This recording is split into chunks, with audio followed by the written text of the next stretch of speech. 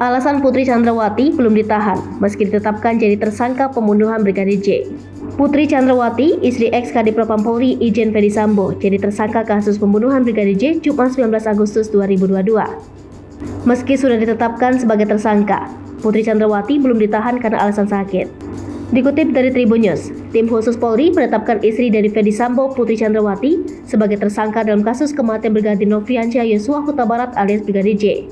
Irwasum Polri, Komjen Pol Agung Budi Marioto menyebut penetapan tersangka terhadap Putri setelah penyidik melakukan pemeriksaan mendalam hingga gelar perkara yang dilakukan. Direktur Tindak Pidana Umum Baris Krim Polri, Brigjen Andirian Jayadi menjelaskan bahwa Putri Chandrawati sudah 3 kali diperiksa.